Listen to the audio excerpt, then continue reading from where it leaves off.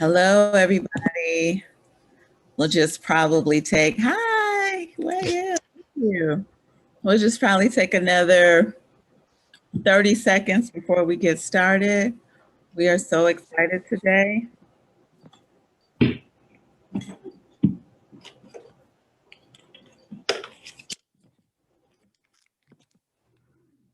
Oh, Cesare, really?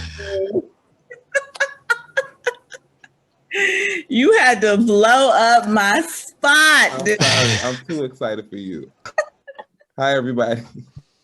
Okay. Oh, well, thank you all. I am so grateful. And I'm gonna talk about that too.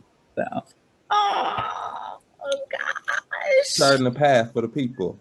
The people being me. I'm the people. But all the people. Me and Cesare go way, way back, y'all. We were doctoral students together at the University of Illinois at Chicago. So he know I'm just messing with him. He's my boy forever and a day. Thank y'all. I am so grateful.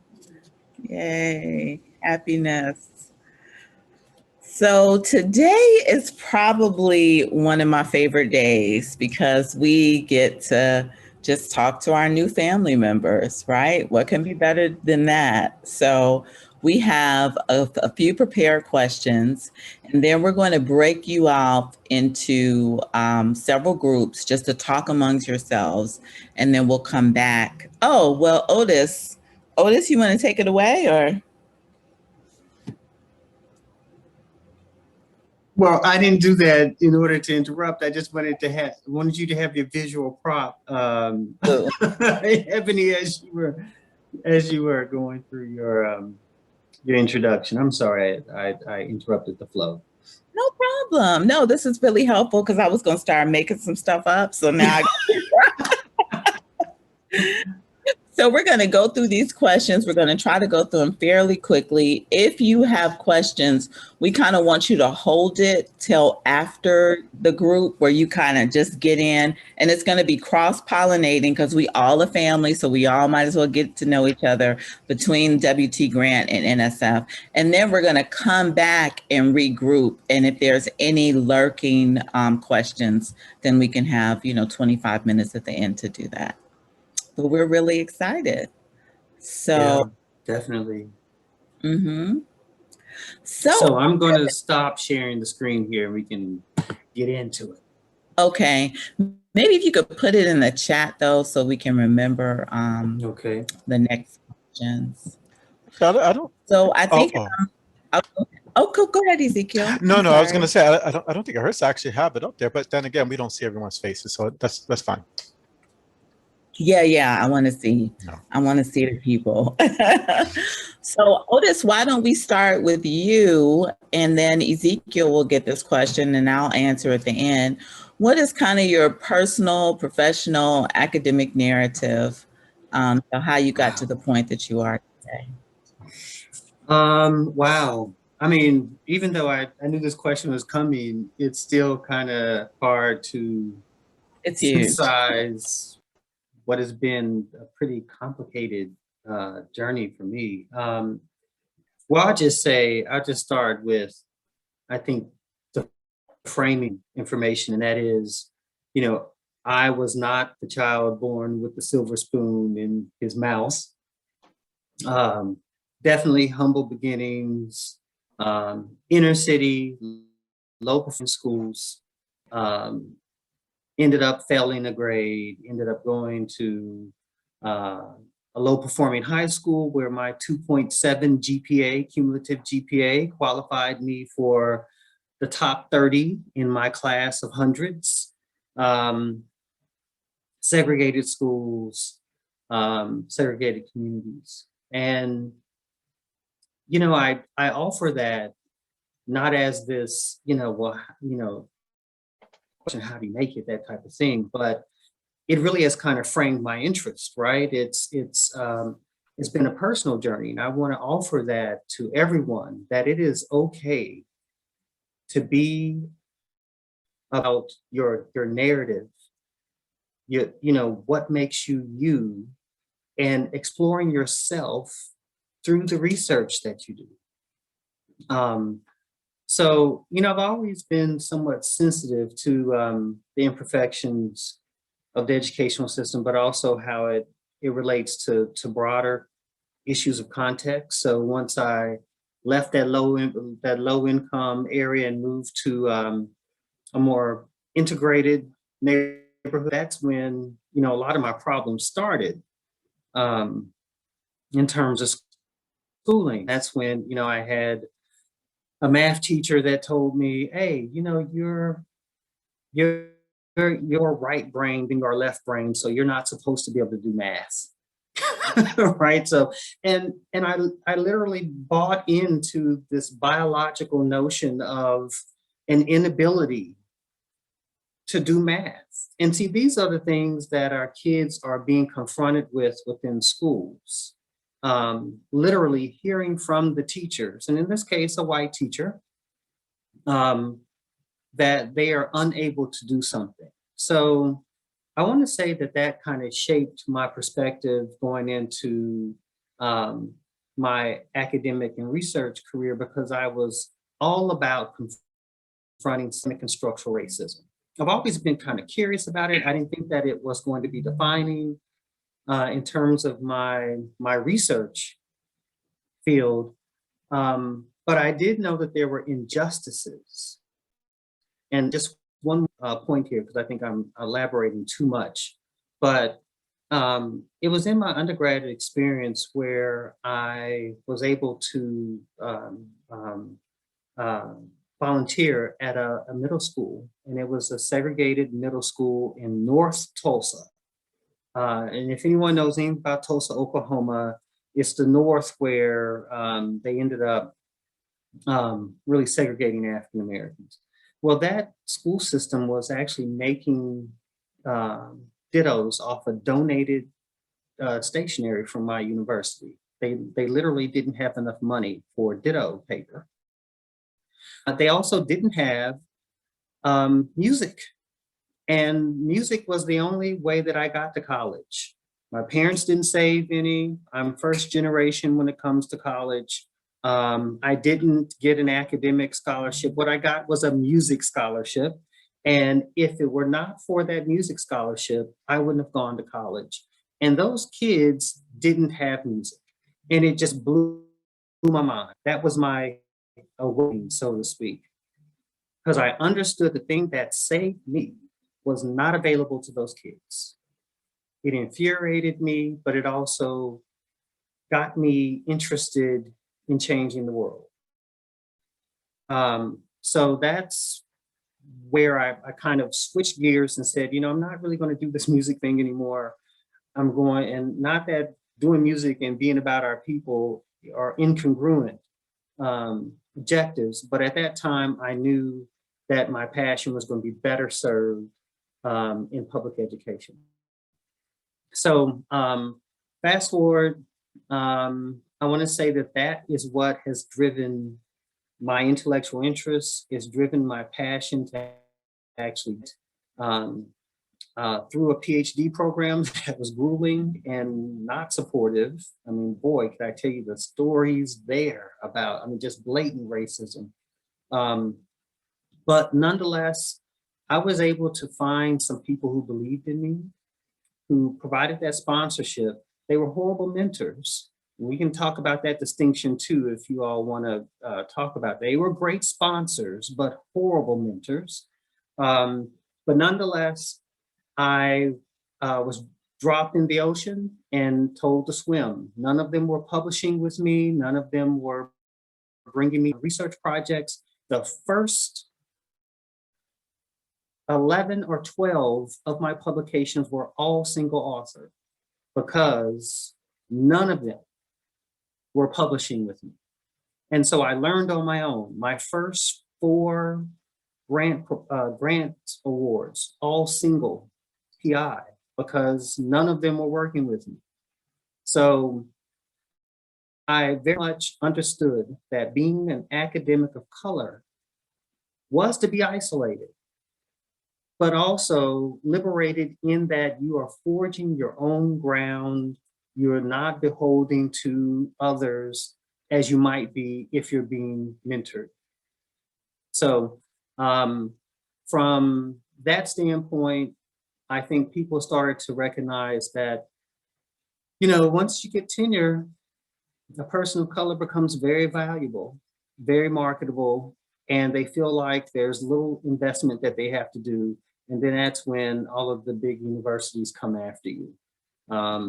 And so I want to say that has been part of my narrative too. And we can deconstruct that and critique it, but I want to pass the microphone over to Ebony or Ezekiel, because we all have such different pathways to where we are. And so I'm so curious to hear theirs. Evan, do you want to go next or no? Okay.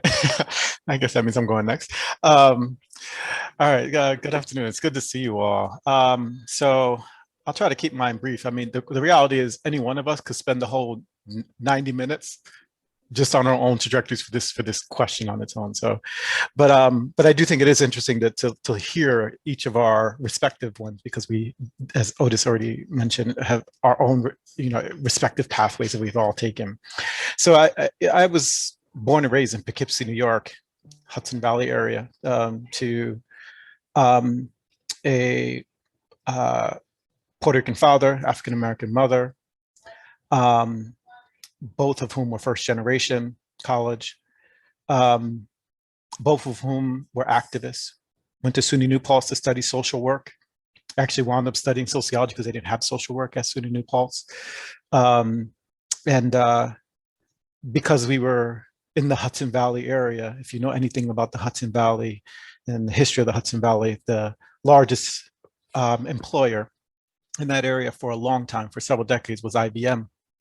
So my parents, without any kind of business, engineering, no sort of background in that area, they were, it's interesting to say wise enough. I'll say for now, although I would complicate it, they were wise enough to know that if they wanted a good paying job in that area, it was IBM. So at the time, on-the-job training still existed, and they were able to make their way up. My father became an engineer, and my mom went into procurement. And it was because of that, actually, that I wound up going to 4 different high schools in 3 different parts of the country.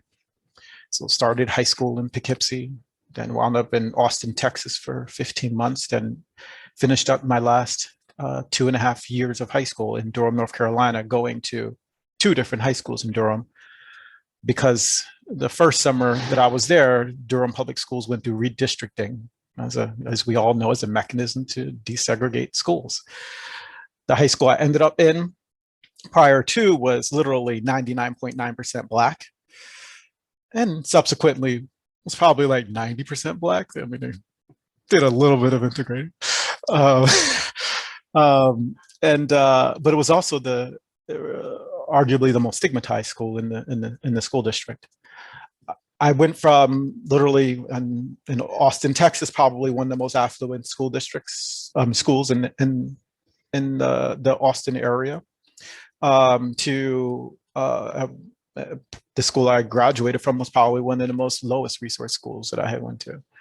And so similar to Otis, those experiences became very formative on the types of questions that I began to take up. And in my, especially early on in my scholarship, one of the questions that I wrestled with back then, I should say, this is important, North Carolina at the time already had accountability testing. So North Carolina and Texas were the 2 states in the 90s that they were the test beds, if you will. And so I remember, and then in Texas, it was a toss. So, and so I remember thinking, then how would any state expect for students that are attending such and such high school that has such and such level of resources? For instance, in my physics class, we didn't have a textbook. We didn't even have all the necessary resources to come to do all of the experiments that were on the state exam. And I appreciate my teacher at the time because she made sure to politicize it. She made sure to let us know that what was going on. Versus the high school I was at in Texas, we had 2 textbooks for each of our classrooms, one to have at home and one to have at school. And so how could you expect child A and child B to perform the same, or to even have a fair chance to perform on that same state assessment? And so that question, that seed began, quite early on. Went on to undergrad, studied Spanish and psych. I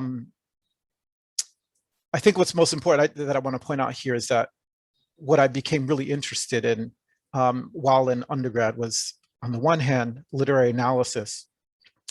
And at the time I didn't realize it, but it was cultural theory at the time. But and then on the other hand, quantitative psychology. I was actually being mentored by a quantitative psychologist at the time. So when I went on to grad school, I already had these 2 sort of seeds of intellectual interest. On the one hand, the quantitative, and on the other hand, cultural theory, eventually critical theory. While in grad school, and I still kept on this trajectory. I wanted to do my PhD in psychometrics. I was probably maybe a bit stubborn. Maybe should have went another trajectory, but it's worked out for me, I guess. But throughout grad school, I was spending time with theorists. Initially, Edmund W. Gordon was, while my PhD, was the person who, and I still spend time with him to this day, whom he introduced me to. We engaged critical theory together. But then also when I went on to my postdoc, was spending time with post-structuralist, post-Marxist political theorist Ernesto Laclau, also a number of other cultural theorists and all. And so I was constantly in these sort of 2 worlds: quant, critical theory, humanities, social science.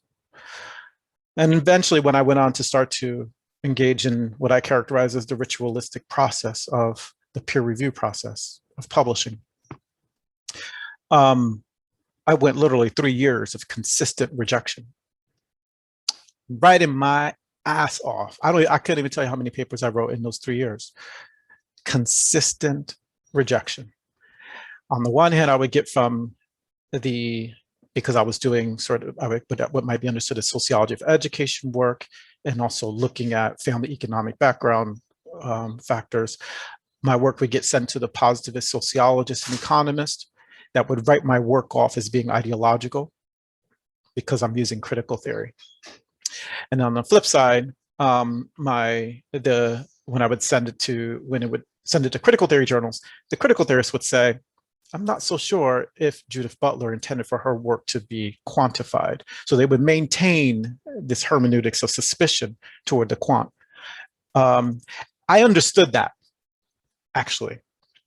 I think I didn't necessarily completely agree with it, but I understood why. I understood where that was coming from. I understood the genealogy, literally, of that critique, all the way from the Frankfurt School to the Birmingham School, even to CRT and all. Like, there are leveled critiques as to why folk have railed against positivism and the ways in which it's done work for capital. But to me, it wasn't enough.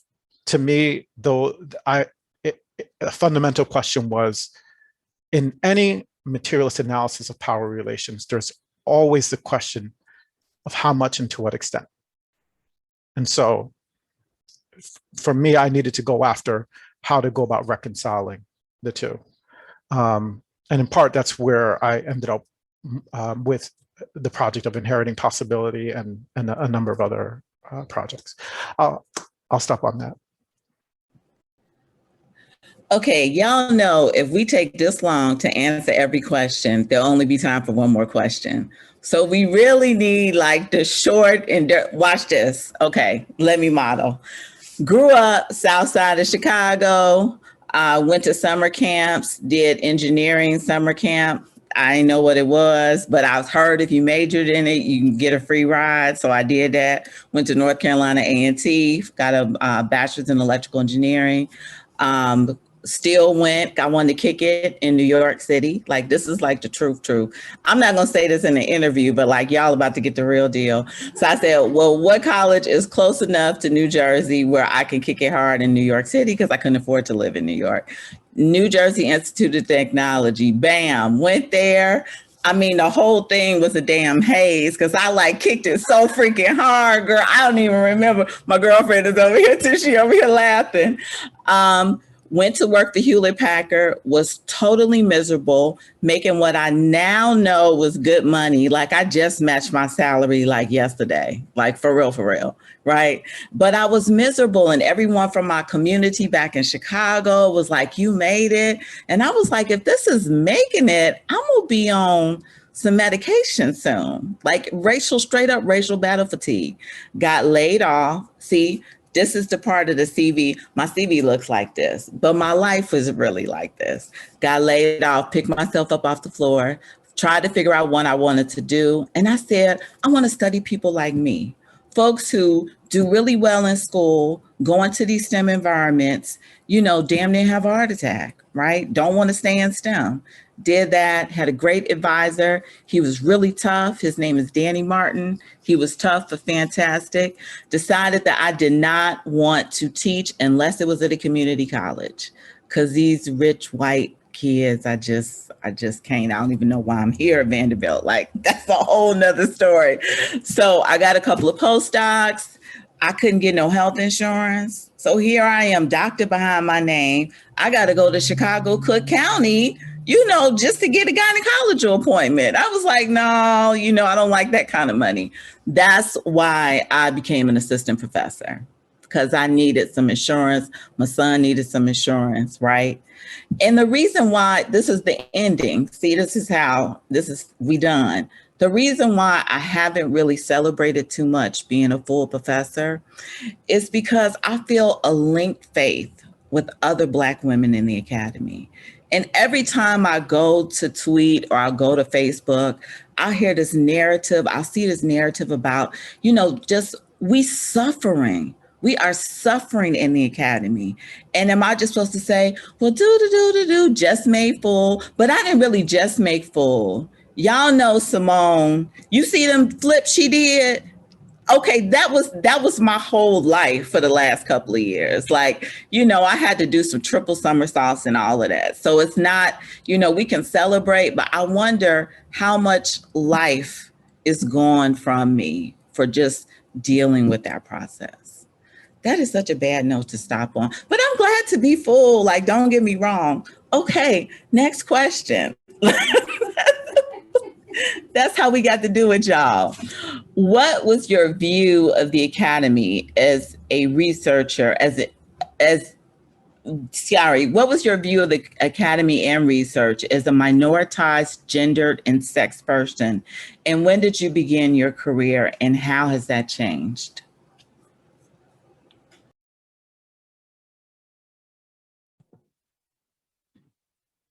Well, I can say as a minoritized person and a sex person, and a gendered person. Wow, of course, all of these aspects of you are not only shaping your identity, but people are viewing you through that prism.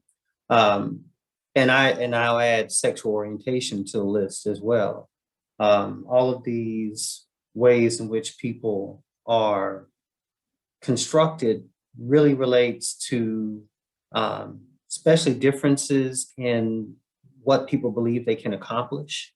I'm not even going to get into the more internal things that you have to work through, unless the scholars want to go there. If they want to hear from us on point, then cool. But I also understand how the system is structured for us. Actually structured not for us, right? And the fact that, just speaking to what Ebony said about us struggling in these spaces. And the one thing that kind of, and this is where, I'm gonna try to, in all of my responses, kind of allude to the moments of relief, was really us, the communities of color that you forge, that you structure, that you created AERA. I want everyone to understand that it's those external communities that really kind of made the struggle rewarding. And you have to find joy in the struggle. This is a struggle, and the reward might be in also your research. It might be in your accomplishments, even though, I always remember my friend Keisha saying, listen, don't put your happiness in happenings. And I believe that you've got to put your joy in the fact that you're striving and that you're doing things that you're committed to, even in the midst of a system that is suggesting that critical quantitative work is either not possible, or critical race theory is something that's too ideological to be scientific. So I would suggest that, this community here is one of those manifestations within my own career of me trying to find communities of support and community as we try to move forward with critical work. Yeah, I'm trying to find words to answer this question. Actually, I don't think I realized how hard this question is when we were talking about it. But I'm just going to give a brief sort of example of something that happened to me. So, you are working and struggling over the years, and you sometimes aren't even paying complete attention to all of the various forms of trauma that you're experiencing and dealing with. And a couple of years ago, my dean decided to bring in some basically DEI consultant folk, because she realized we have some racialized issues in our school. Or to put it bluntly, the school is racist. And mind you, also, I should say I'm only Black or Latinx tenure track faculty member, standing faculty member. And so in the whole school? In the whole school. Yep. And so we had one-on-one meetings with the consultant, Black woman, and she went through her standard questions about, bringing out the experiences, basically revisiting stuff I had forgotten about. I hadn't even thought about in a while. And then she stopped. She said, I have to go off script. I have to ask this question. She was like, how have you done it? That question in that moment, it took everything in me to hold back the tears, because it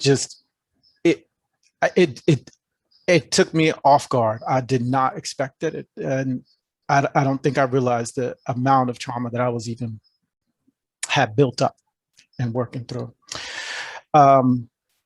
And I'm just going to say that's similar to, just reiterate Otis's point, it's community.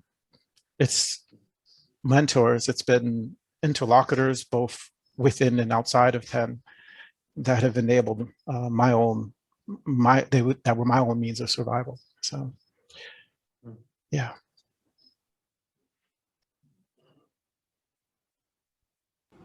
Wow, that was really, really powerful.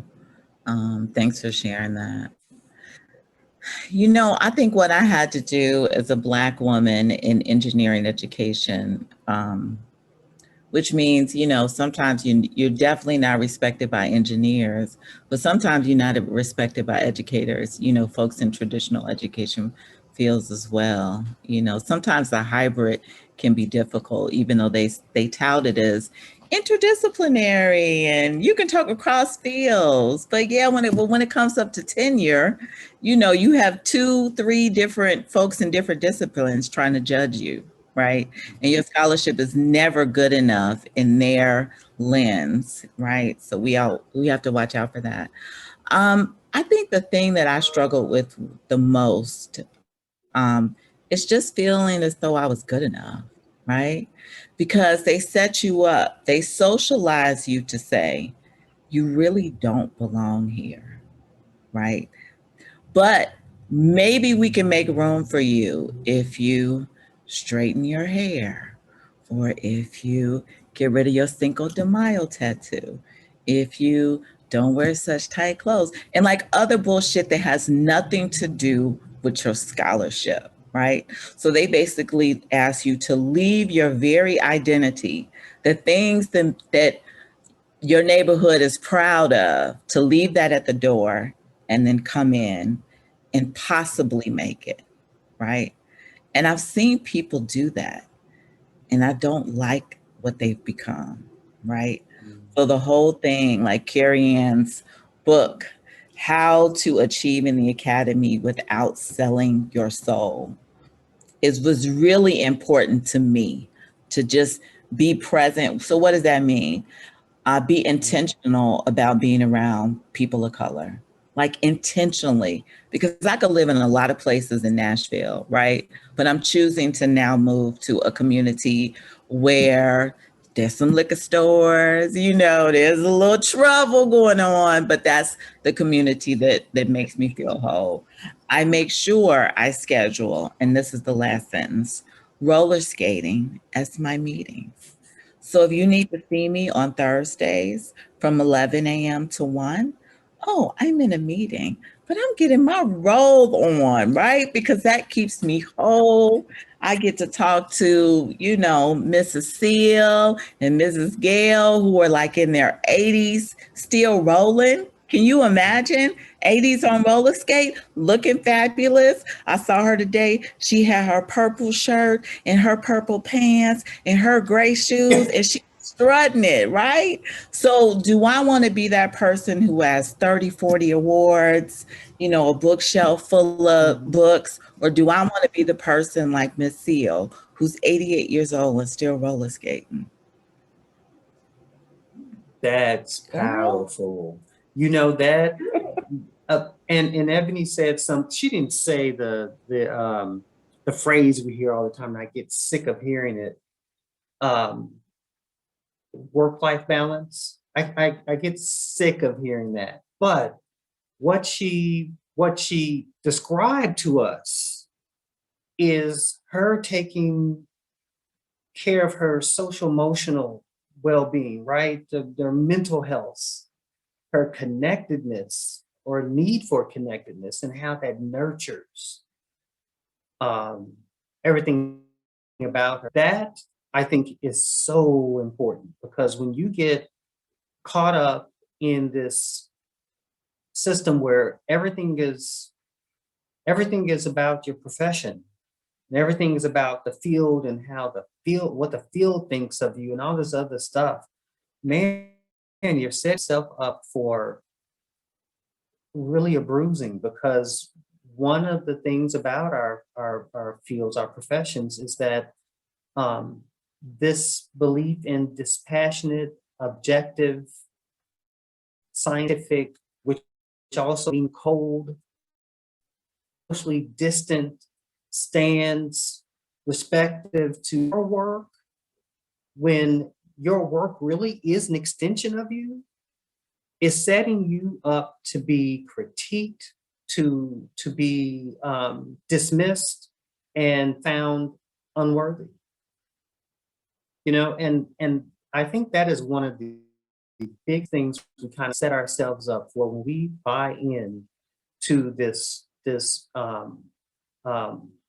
dominant structure of scientific privilege, and somehow believe that it applies to us. And then we're told over and over by this anonymous reviewer, right, that finds it just like cathartic to be as abusive as they can, right? We all have that keyboard courage, right? We get behind the keyboard and all of a sudden we courageous enough to say, the most demeaning and mean-spirited things. But, you know, that's directed at you and the work that you've given your life to, everything you've built, your ideas that extend from your life experiences and so forth. And this sets you up to be really heard at work. So Ebony, right? Ebony is saying, don't be only about your work. Get your roller skate on, for real, seriously. Find ways to humanize yourself, because your work environment is not a place that's going to do that for you. And so I'm just echoing and saying thank you to Ebony for bringing that up. Appreciate you, Otis. So we really want to stick to our schedule. We only have 3 more minutes. So if you all think about the questions, like what was the most important part of your journey as a tenured professor and in your respective field, do you think that would be a good question to answer quickly? Okay. Ezekiel, why don't you take it first? Sorry, give me the question again.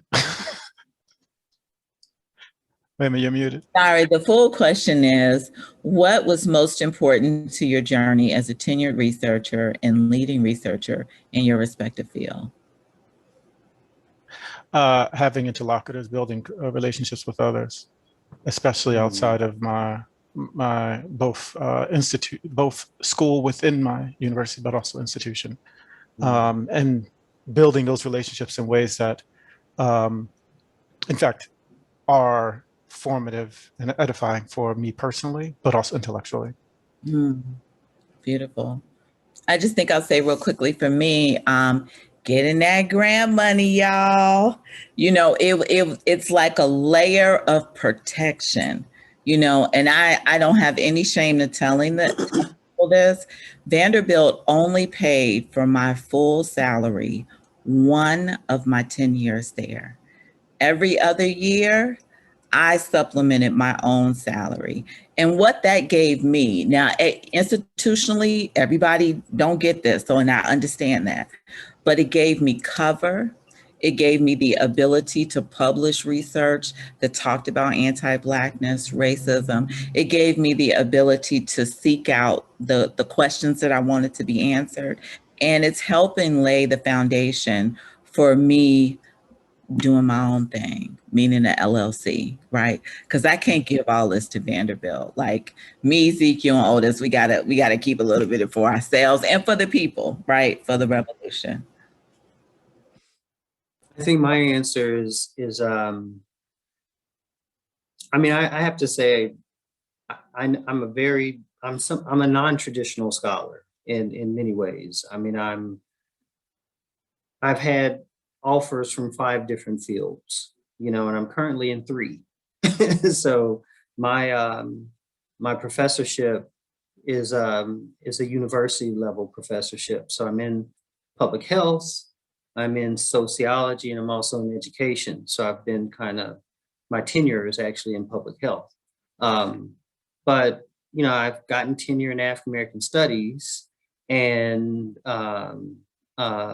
you know, been in public policy too at one point. So yes, I mean, I think, you know, me being somewhat really committed to being a transdisciplinary scholar, I think has kind of shaped me in a way and made my journey a little bit unusual. But I offer that because really it was Claudine's comment in the chat that kind of, you know, made that little framing more relevant here. And she asked, for me as a young scholar, I'm hearing in part, begin with my end in mind. What is important for me and where do I want to end up at the end of my academic career? And what a powerful way to put it, Claudine, because I've always thought of myself as someone who, and this is me, this is my understanding of the status attainment within our profession, right? So as a tenure earning faculty member, You're proving yourself within the field and you get promoted to associate. But in order to make that leap from associate to full, the standard is other fields must know you as well, right? So you've proven yourself in the field.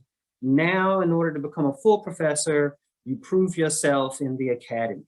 You must have recognition from outside of your field, in other fields. So I've always thought that, well, of course, because the work that I do speaks to these different places, because it's in these places where I find myself nourished. It was selfish at first, but then later it just happened to align with how people view full professors. Ebony now is among them, and she's the great example of someone now who is getting interest from people who are not only in engineering and education, but also those who are interested in trauma and health and mental health. And so she's bridged that divide. That silo doesn't apply to Ebony McGee. She transcends those fields. And so I think that's one way in which we all should be thinking like Claudine about where do you want to end up, and who do you want citing you and thinking about your work and how it might impact other fields and define other fields. So that, I think, probably might be one of the most important aspects of my academic journey, is that I've never been limited to one conversation. Wow. I think that is a really powerful way to end this particular section, where we kind of tell our narratives. But next, we would like you to tell your narratives to each other. So it's not just about building community with us. These are your new family members, and we want you to get to know each other. And we just want to create a space where you have your own time. And then we will return back, and we will definitely take Maria's question first when we return, and then we'd love to hear what the groups talked about, and if there's any ways we. Yeah. And the question is, share your own challenges and solutions. I'm going to put it in the chat here. If you could use the chat box in your respective rooms and kind of, list out what have been your challenges, but don't forget to focus on those solutions, because oftentimes we get in there and we just think we want to narrate all of what we've gone through. But let's also share those solutions, because it might help someone who's experiencing the problem that you've already tackled in the problem. So there it is in the chat box. Share your own challenges and solutions. So I think you have about 35, no, it's less. I think you have about 30 minutes now, but we really hope you make the most of your time. And we'll be kind of hanging out. So if you decide to leave the room or you want to ask the questions, we'll be kind of in our own space. So Javon, can you take it over, please? Thank you. You will be moving to your room momentarily.